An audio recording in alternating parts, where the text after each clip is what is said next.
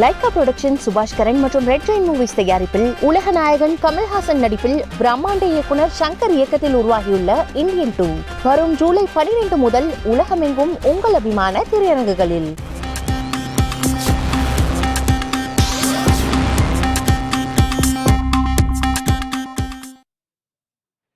வணக்கம்.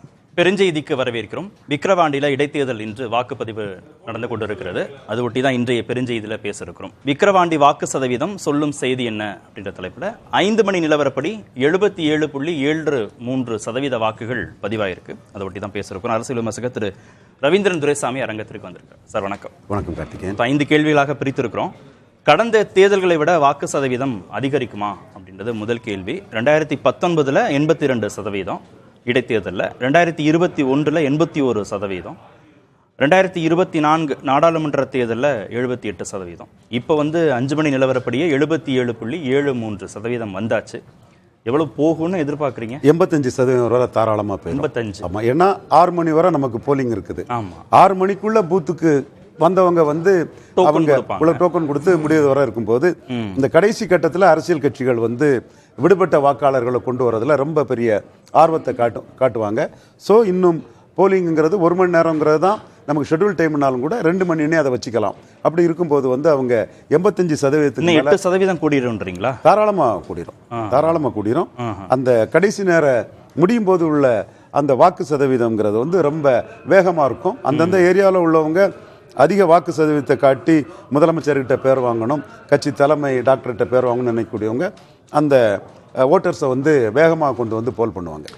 2019 82, 21 சட்டமன்றத்தில் 81, 2024 78, எல்லாத்த விடவும் இப்போ 85ன்னு வருதுன்னா ரொம்ப முக்கியமாக பார்க்குறாங்களா அந்த இடைத்தேர்தலை மக்கள்? இல்லை, இடைத்தேர்தலில் பணம் புழங்குது. ஒவ்வொரு கட்சியும் ஆளுங்கட்சி ப்ரெஸ்டீஜாக எடுக்கிறாங்க, அதிக லீடிங்கில் ஜெயிக்கணும்னு அவங்க நினைக்கிறாங்க. அப்போது அவங்க ரொம்ப கான்சென்ட்ரேட் பண்ணி தமிழ்நாடு ஃபுல்லாக உள்ள கேடர்ஸ் அங்கே ஒர்க் பண்ணுறாங்க. அதே மாதிரி பாட்டாளி மக்கள் கட்சி 10 தொகுதிகளில் ஒரு தொகுதியில் தான் அவங்க அதிமுக 3வது இடத்துக்கு அனுப்பியிருக்காங்க. 9 தொகுதிகளில் அவங்க 3வது இடம் போயிட்டாங்க. எடப்பாடி பழனிசாமியால் ஒரு பின்னடைவை அவங்க சந்திச்சிருக்காங்க போது அவங்க பெண்ணகரத்தில் தங்கள் சாதித்த மாதிரி இங்கே சாதிக்கணும்னா அவங்களும் அந்த வடபுலத்தில் உள்ள எல்லா கேடர்ஸையும் வச்சு இது பண்ணுறாங்க. நாம் தமிழர் சீமான் ஜாதி பார்த்து ஓட்டு போடாத தமிழன்னு ஓட்டு போடணும்னு சொல்லும்போது தானும் அங்கே ஒரு வளர்ச்சியை காட்டணுங்கிற லெவலில் அவங்களும் தமிழ்நாடு ஃபுல்லாக கேடர்ஸ் 4% எடுத்திருந்தா கூட அதை 8-10 ஆக்கணும்னு அவங்களும் முயற்சி பண்ணும்போது நியூ ஓட்டர்ஸை கொண்டு வரதுக்குள்ள இதை அவங்களும் பார்ப்பாங்க. ஸோ கண்டிப்பாக எல்லா கட்சிகளுடைய கவனம் அதிகரிக்கிற போது கண்டிப்பாக பணம் பதிவும் கூடியிருக்கு. பணத்தின் விளையாட்டும் 2 கட்சி பணத்தை பெரிய அளவில் கொடுத்துருக்கதா சொல்கிறாங்க. ஆளுங்கட்சி கொடுக்குன்னு தெரிஞ்சது தான். முதல் இதுவரை பணத்தை கொடுக்காத கட்சியும் இதில் நம்மளோட சக்தியை நிரூபிக்க வேண்டிய இடம்னு அவங்களும் கொடுத்துருக்கதான தகவல்கள் வருது. ஆனால் உறுதியான தகவல்லாம் இல்லை உங்களுக்கு வந்த செவிவழி செய்திகள். அது சரி. கேள்வி 2 இந்த 77.73% அப்படின்றது இடைத்தேர்தல்கள் மீதான நம்பிக்கையை காட்டுகிறதா? இடைத்தேர்தல்னா மக்களுக்கு ஒரு பெரிய ஆர்வம் இல்லாமல் இருக்கும் அப்படின்னு சொன்னாங்க. ஆனால் 85% வரைக்கும் போகும்னு வேற சொல்றீங்க. இடைத்தேர்தல் மீதான ஆர்வம் மக்களுக்கு தேர்தல்னாலே திருவிழா தான். கேரளா அளவு இல்லைன்னாலும் கூட நம்ம தமிழ்நாட்டிலையும் அதிக போலிங் ஆகக்கூடிய ஒரு மாநிலமாக தான் தமிழ்நாடு இந்தியாவிலே இருக்குது. மேலும் இந்த இடத்துக்குள்ள இடைத்தேர்தல்னா தமிழ்நாட்டு மக்களுக்கு ஒரு பெரிய திருவிழா தான் இருக்குது. நீங்கள் பார்த்துருப்பீங்க, டெண்டில் அடைச்சி அவங்களுக்கு உள்ள படங்கள், அதுக்குள்ள என்டர்டெயின்மெண்ட்டு எல்லாமே நடக்குன்னு சொல்லும்போது அவங்க இதெல்லாம் என்ஜாய் பண்ணவங்க சரி ஒரு ஓட்டை போட்டுட்டு வந்துடுவோம், நாம் கிடைச்ச கன்சிடரேஷனுக்கு நம்ம ஏமாற்றாண்டான்னு அதை வாக்கு அளிச்சிருவாங்கங்கிறதான் கடந்த கால நமக்குள்ள தரவுகள் காட்டுது. இப்பவும் அந்த அடிப்படையில் அவங்க வாக்கு அளிச்சிருவாங்கிறதா நம்மளோட நம்பிக்கை. சமீபத்தில் கூர்ந்து கவனிக்கப்பட்ட இடைத்தேர்தல்ங்கிறது விளவங்கோடுக்கு நடந்தது, நாடாளுமன்ற தேர்தலோட நடந்தது. இடைத்தேர்தல் வேண்டாம், பொது தேர்தலோட நடந்தது. ஆனால் ஈரோடு கிழக்கு இடைத்தேர்தல் கூடுதல் கவனத்தோடு பார்க்கப்பட்டது.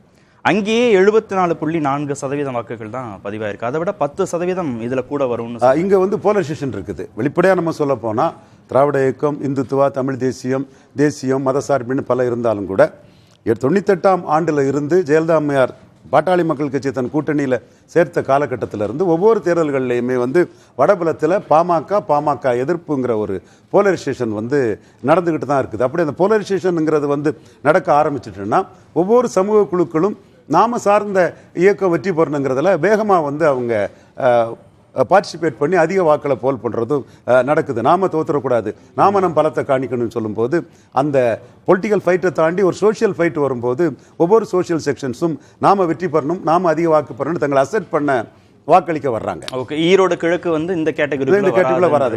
அங்க வந்து மிக்ஸ்டா இருக்காங்க. இந்த மாதிரி ஒன்றும் சோஷியல் போலரைசேஷன் ஈரோடு கிழக்குல கிடையாது. ஓகே, இப்போ வாக்கு சதவீதம் அதிகரிப்பதற்கு அந்த சோசியோ போலரைசேஷன்ங்கிறது வந்து ரொம்ப முக்கியமா இருக்கு. கண்டிப்பா அது மத ரீதியா இருந்தாலும் சரி, ஜாதி ரீதியா இருந்தாலும் சரி, அந்த சோசியோ போலரைசேஷன் வந்ததுன்னா ரெண்டு தரப்பும் நம்ம செக்ஷன் தோத்துறக்கூடாதுங்கிற அடிப்படையில் வந்து அதிக வாக்க பதிவு பண்ணுவாங்க. அந்த சமூக அடிப்படையிலான அந்த ஒருங்கிணைதல்ங்கிறது வந்து ஏதாவது ஒரு கட்சிக்கான அனுகூலத்தை கொடுக்குதா? அப்படி கொடுத்துருமா? அது ஒரு கட்சிக்கான அனுகூலம் கொடுக்குதுன்னு சொன்னால் இப்போ ஆளுங்கட்சிக்கான அனுகூலத்தை அது கொடுக்கத்தான் செய்யுது. ஏன்னா ஆளுங்கட்சி வந்து எல்லா சோஷியல் செக்ஷன்ஸுக்குள்ளேயே நுழைய முடியும்.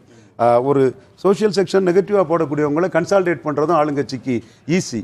அதே மாதிரி எதிரான செக்ஷன்லையும் ஆளுங்கட்சியாக இருக்கிறதுனால, அதிகாரம் இருக்கிறதுனால எந்த ஒரு சமூக தரப்பும் தங்களுக்கு அதிகாரம் வேணுங்கிறத நினைப்பாங்க. தங்களுக்கு கிடைச்ச குறைஞ்சபட்ச அதிகாரத்தையும் யாரும் விட்டுட்டு போக மாட்டாங்க. அப்படி இருக்கும்போது அதிகாரம்ங்கிற புள்ளிக்குள்ள அவங்களுக்கு அதிகம் வராத தரப்புல இருந்தும் ஒரு பகுதியை உடைச்சிடலாம். அதுக்கு எதிரான தரப்புல வந்து பெரும் பகுதியை அவங்க எடுத்துடலாம். அப்போ மூன்றாவது கேள்வி அதோட சம்பந்தப்பட்டதான். 5 மணி வரை 77.73% வாக்குகள் அப்படிங்கிறது யாருக்கோ ஒரு தரப்புக்கு அனுகூலமாக அமையும் அப்படின்ற மாதிரி காமிக்குதா அந்த வாக்கு? நிச்சயமா ஆளுங்கட்சிக்கு அனுகூலமாக தான் அமையும். ஏன்னா ஒரு தரப்பு ஒரு செக்ஷனை தாண்டி மற்ற செக்ஷன் வாக்குகளை பெறுறது வந்து கடினமான விஷயம்தான். அதை முறியடிக்கிறது தான் அண்ணாமலை, ஓபிஎஸ்சி, டிடிவி இவங்களெல்லாம் வச்சு தேசிய ஜனநாயக கூட்டணி என்ற ஒரு இது அவங்க கொடுத்தாங்க. ஏன்னா அவங்க ஓரளவு மக்களவை தேர்தலில் கிடைச்சிருக்கும் போது அந்த அடிப்படையில் வந்தாலும் கூட மிகப்பெரிய அளவு அவங்க மற்ற ஓட்டர்ஸ் மத்தியில் தாக்கத்தை ஏற்படுத்திட முடியாது. பட் ஆளுங்கட்சி மற்ற ஓட்டர்ஸ் மத்தியில் பெருந்தாக்கத்தையும் அந்த குறிப்பிட்ட மெஜாரிட்டியாக இருக்கக்கூடிய அந்த சமூகத்தின் மத்தியில் குறிப்பிட்ட தாக்கத்தை ஏற்படுத்த முடியும்னு சொல்லும்போது ஆளுங்கட்சியோட லீடிங் வந்து ஹெவியாக இருக்கிறதுக்கான வாய்ப்புகள் இருக்குது. ஓகே, மத அடிப்படையில் ஒரு ஒருங்கிணைதல் இல்லை சாதி அடிப்படையில் ஒருங்கிணைதல் இருக்கிற போதெல்லாம் அங்கே வாக்கு சதவீதம் கூடும்னு சொல்கிறீங்கல்ல. ஆனால் எல்லா கட்சியும் பெரும்பாலும் அங்கே வலுவாக இருக்கக்கூடிய சாதியை சேர்ந்தவங்களை தானே வேட்பாளர்களாகவும் நிறுத்துறாங்க. கண்டிப்பாக எல்லா கட்சியும் நிறுத்தினாலும் கூட அக்செப்டன்ஸ் யாருக்கு இருக்குங்கிறதான் கொஸ்டின். திமுக உதயசூரியன் பொதுத்தள சின்னம், பானை பொதுத்தள சின்னம் கிடையாது. பானை பொதுத்தள சின்னம் கிடையாதுங்கிற நம்ம அவுட்ரேட்டாக சொல்லிட முடியாது. அவங்க வட தமிழகத்தில் வெற்றியை கொடுத்துருக்காங்க. பட் கம்பேரிட்டிவாக பார்த்தா அந்த சின்னத்துக்கு ஒரு எதிர்ப்பு தெளிவாகவே சாதி ஒருங்கிணைதுங்கிறத கடந்து ஆளும் கட்சிங்கிறதும் ஒரு அட்வான்டேஜை கொடுத்துருதா? ஆளுங்கட்சி அவங்க பொதுத்தளத்துக்குள்ள இருக்கக்கூடியவங்க, அந்த சின்னம் வந்து எல்லா சமுதாயத்தாலும் ஏற்றுக்கொள்ளப்பட்ட சின்னம்ங்கிறது பானை சின்னத்தோட உதயசூரியனுக்கு கிறிஸ்டல் கிளியராக ஒரு அட்வான்டேஜை கொடுக்கத்தான் செய்யுது. மாம்பழம் சின்னத்துக்கு அந்த அட்வான்டேஜ் குறைவாக இருக்குங்கிறதும் நம்ம பார்க்கலாம். இந்த பக்கமும் கூட்டணியாக தானே இருக்காங்க, தேசிய ஜனநாயக கூட்டணியாக தானே இருக்காங்க. அங்கேயும் எல்லா சமூகத்து வாக்குகளும் உள்ள வருவதற்கான ஒரு கேட்வே இருக்குல்ல. பட் நம்ம இவங்க 39% எடுக்கக்கூடிய ஒரு கூட்டணிக்கும் 17% வாக்கு எடுக்கக்கூடிய ஒரு கூட்டணிக்கும் வித்தியாசம் இருக்குது. அவங்க எடுத்த 17 பெரும்பகுதி ஒரு குறிப்பிட்ட சமூகத்தோட வாக்கு தான் லயன் ஷேர் இருக்கும். ஒரு மைனர் ஷேர் தான் அந்த 17க்குள்ள இருக்கும். இந்த திமுக கூட்டணிங்கிறது எல்லா சமூகங்கள் மத்தியிலும் உள்ள அந்த ஷேர் வந்து ஒரு 50% மேலே பல சமூகங்களும் ஒரு 30-35% ஒரு சமூகம் ஓட்டும் இருக்கும்போது எல்லாத்துட்டையும் பரவலாக இருக்கும். சில பகுதிகளில் ரொம்ப தூக்கலாட்டும் இருக்கும். அதைத்தான் பொன்முடி வந்து திமுக கழகம் எல்லாருக்கும் பொதுவான கட்சிங்கிற ஒரு வார்த்தையை சொன்னாருன்னா, எல்லா சமூக வாக்களையும் நாங்கள் எடுப்போம், அவங்க அந்த மாதிரி எல்லா சமூக வாக்களையும் 2வது இடத்துல நின்று ஃபைட் பண்ணவங்க எடுக்க முடியாதுங்கிறது தான் அதோட அர்த்தம். ஓகே, 4வது கேள்வி. 5 மணி நிலவரப்படி 77.7%. நீங்கள் வந்து எஸ்டிமேட் பண்ணுறது 85 வரைக்கும் போகுன்றீங்களே. இந்த மக்களுடைய வாக்களிக்கும் உற்சாகம் அப்படிங்கிறது வெற்றி வித்தியாசத்தை வந்து அதிகரிக்குமா? கண்டிப்பாக வெற்றி வித்தியாசத்தை அதிகரிக்க தான் செய்யும். இதில் நாம் தமிழர் இருக்கிறாங்க. அவங்களுக்கு மெயின் இந்த போலரைசேஷனில் எதிர்பார்க்கக்கூடிய வாக்குகள் வந்து அந்த பெரும்பான்மை சமுதாயம் இல்லாத வாக்களை தான் அவங்க எதிர்பார்க்க முடியும். அது எந்த அளவுக்கு இருக்குது, அவங்களும் ஒரு போட்டியில்லாத களம் ஒன்று கடுமையாக உழைச்சாங்கிறத நம்ம மறுக்க முடியாது. அது ரிசல்ட்டில் தான் பார்க்கணும். பட் கடந்த கால அனுபவங்களின் அடிப்படையில் நான் சொல்கிறேன், ஆளுங்கட்சியின் வெற்றி வித்தியாசத்தை இது அதிகரிக்கும். அதாவது முதல் இடத்துலையும் 2ஆம் இடத்துலையும் வரக்கூடியவர்களுக்கு இடையிலான இடைவெளி குறையுமா? கூடும், கடுமையான அளவு கூடும். கடுமையான அளவு கூடும். சட்டமன்ற இப்போ மக்களவை தேர்தலில் விக்கிரவாண்டியில் இருந்த அந்த வித்தியாசத்தோட மிகப்பெரிய அளவில் கூடும். சரி, 2க்கும் 3க்குமான இடைவெளி, 2க்கும் 3க்குமான இடைவெளி வந்து அதுவும் கூட போலரைசேஷன் ஆகும்போது வந்து 2க்கு வந்து கூடுதலாக கிடைக்கிறதுக்கான ஒரு வாய்ப்பும் உண்டு. போலரைசேஷன் வராமல் ஒரு அந்த த்ரெட்டு எதிரி ஜெயித்துருவாங்கங்கிற த்ரெட் இல்லாமல் ஒரு ஃப்ரீயாக வாக்கு பதிவு நடந்தாதான் 3க்குள்ள வாய்ப்புகள் வரும். 3 போலரைசேஷன்ல பாதிக்கக்கூடிய ஒரு கட்சி.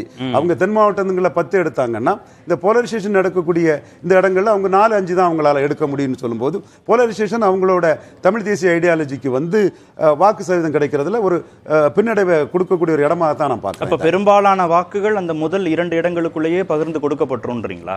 நிச்சயமா முதல் 2க்குள்ள பகிர்ந்து கொடுக்கக்கூடிய வாய்ப்புகள் தான் அதிகம். போட்டி இல்லாத களம் என்று ஒரு சூழல் வந்தால்தான் 3வது இடத்துல வரக்கூடிய கட்சி வந்து அதிக வாக்குகளை எடுக்க முடியும். அந்த 2 வருத்துக்கும் வந்து சோசியல் ரீதியான ஒரு பெரும்பான்மை சமுதாயம், அதற்கு எதிரான சிறிய எண்ணிக்கை சமுதாயங்கள்லாம் ஒன்றிணைதல்ங்கிற ஒரு அரசியல் நடக்கக்கூடிய பட்சத்தில் 3வது உள்ளவங்களுக்குள்ள அந்த வாய்ப்பு வந்து ரொம்ப குறையதான் செய்யும். அதாவது முதல் 2 இடங்களுக்குள்ளேயே பெரும்பான்மையான வாக்குகளும் கொடுக்கப்படும். அதே சமயத்தில் முதல் 2 இடங்களுக்கு உள்ளான இடைவெளியும் ரொம்ப மிக கடுமையா இருக்கும், அதிகமாக இருக்கும்ன்றீங்க. 5வது கேள்வி, அதிமுக புறக்கணித்தும் அதிகரித்திருக்கிறதா மக்களுடைய வாக்களிக்கும் ஆர்வம்? கண்டிப்பா அதிகரிச்சிருக்குது. ஆனா அதிமுக பொதுச்செயலாளர் ஜெயலலிதா அம்மையார் வந்து 37% வாக்கெடுத்து அவங்களுக்கும் முதலணிக்கும் உள்ள வித்தியாசம், திமுக அணிக்கும் உள்ள வித்தியாசம் 5 தான் ஆல்டர்னேட்டிவ் எஸ்டாப்ளிஷ் பண்ணி அவங்களுக்கும் தேமுதிகவுக்குள்ள வித்தியாசம் 28ன்னு தேமுதிக பக்கத்தில் இல்லைன்னு எஸ்டாப்ளிஷ் பண்ணின பிறகு நடந்த இளையாங்குடி, தொண்டாமுத்தூர், பர்கூர், இந்த மாதிரிப்பட்ட சிறுவைகுண்டம் இங்கே நடந்த இடைத்தேர்தல்களில் ஜெயலலிதா மேலே உள்ள ஈர்ப்பு காரணமாக, அவங்களோட ஆளுமை காரணமாக அவங்க தேர்தல் புறக்கணிக்கும் போது ஒரு 10% வாக்கு வந்து அங்கே குறைவாக தான் வந்தது. ஆனால் இன்னைக்கு வந்து அதிமுக ஓட்டர்ஸுக்கிட்ட இப்போ உள்ள தலைமைக்கு அந்த கண்ட்ரோல் வரல. அப்கோர்ஸ் ஜெயலலிதா அம்மையார் நீண்ட காலமாக இருந்து எஸ்டாப்ளிஷ் ஆனவங்கிறத நம்ம மறுக்கல. இவங்க குறைஞ்ச காலம்ங்கிறதுனாலையும் அந்த ஈர்ப்பு சக்தி இல்லாதனாலையும் இவங்களுக்கு அந்த ஓட்டர்ஸ்ட கண்ட்ரோல். ஜெயலலிதா சொன்னா கேட்பாங்க, இபிஎஸ் சொன்னா கேட்க மாட்டாங்க. அப்படிதான் எடுத்துக்க முடியும். அதுல வந்து இதை புரிஞ்சுக்கிட்டு தான் அண்ணாமலை தன்னோட கார்ட்ஸை ப்ளே பண்ணாரு. 2019 ஏடிஎம்கே களத்தில் இருக்காங்க 82%, 2021 ஏடிஎம்கே இருக்காங்க 81%, 24 ஏடிஎம்கே இருக்காங்க 78%. ஆனா இப்போ வந்து நீங்க போட்டி போடாத சமயத்துல 85% கிட்டத்தட்ட அதே அளவுக்கான வாக்குகள் அதை தாண்டி வந்துடும். அதிமுக வாக்குகள் மொத்தமாக பதிவாயிருக்கு. மொத்தமாக பதிவாயிருக்கு. அதனாலதான் தேசிய ஜனநாயக கூட்டணியில பாமக வேட்பாளரை அறிவிச்ச அண்ணாமலை கிறிஸ்டல் கிளியரா நாளைக்கு இந்த ஓட்டுல எடப்பாடி வந்து சொந்தம் கொண்டா கூடாது என்பதற்காக தான் தேர்தல் நடக்கும் போதே எடப்பாடி கிட்ட அவர் சண்டையை உருவாக்கி எங்க அணிக்கு உள்ளக்கூடிய ஓட்டு எங்களுக்கு சொந்தமான ஓட்டு, இன்னும் 2வது இடத்துக்கு ஃபைட் பண்ணக்கூடிய அந்த அணி தன்னை நிலைநாட்ட பார்த்தது. ஓகே, இப்போ அதிமுக வாக்குகள் சிந்தாம பதிவாயிருக்குன்னா யாருக்கெல்லாம் அந்த வாக்குகள் அதிக அளவு கேட்டவங்க எண்ணிக்கையும் அதிகம், எங்களுக்கு போடுங்க, எங்களுக்கு அதிக அளவு திராவிட முன்னேற்ற கழகத்துக்கு தான் அதிக அளவு போயிருக்கும். கேட்கவே இல்லை அவங்க, கொஞ்சம் கேட்டாங்க. எம்ஜிஆர் எங்க கட்சியில் இருந்தவர் தாங்க, இதெல்லாம் ஓரளவு சொன்னாங்க. பெரிய அளவு கேட்கலனாலும் கூட ஓரளவு அவங்களும் வெளிப்படையா கேட்டவங்க. அது உண்மை, வெளிப்படையா படத்தை வச்சு அவங்க வந்து கேட்டாங்க. வெளிப்படையா கேட்டது வெளிப்படையா கேட்டாங்க. வெளியே கேட்டோம்ல அந்த போராட்டத்துக்கு கூட தற்காலிகமா ஆதரவு வேற கொடுத்து கேட்காத திமுகவுக்கு போகும். திமுக தான் அதிக அளவு போகும். திராவிட இயக்கம்னு அவங்க சொல்லுவாங்க.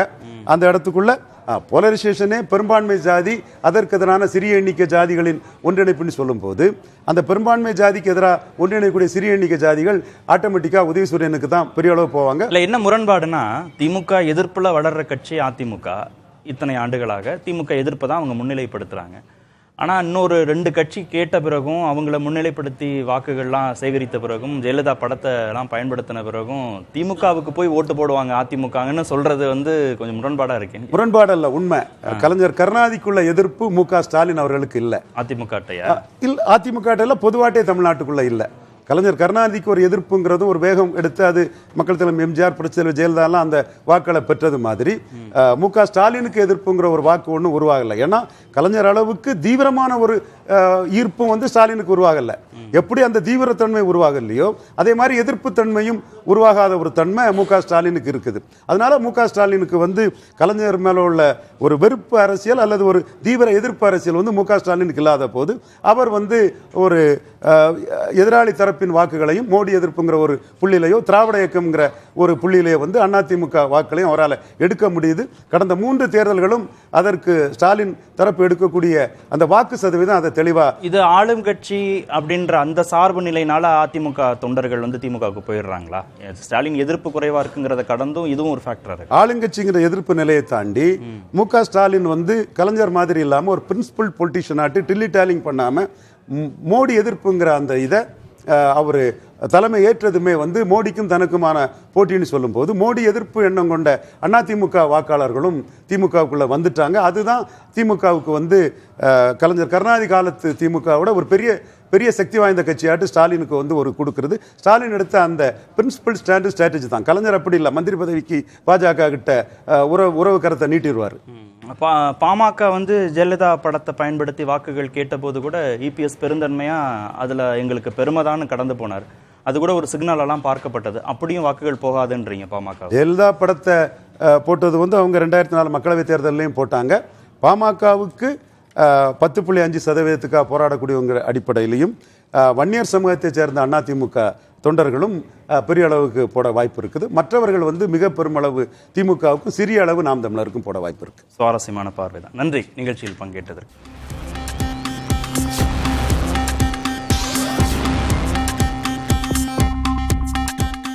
லைகா புரொடக்ஷன் சுபாஷ் கரன் மற்றும் ரெட் ஜெயின் மூவிஸ் தயாரிப்பில் உலக நாயகன் கமல்ஹாசன் நடிப்பில் பிரம்மாண்ட இயக்குனர் சங்கர் இயக்கத்தில் உருவாகியுள்ள இந்தியன் 2 வரும் ஜூலை 12 முதல் உலகமெங்கும் உங்கள் அபிமான திரையரங்குகளில்.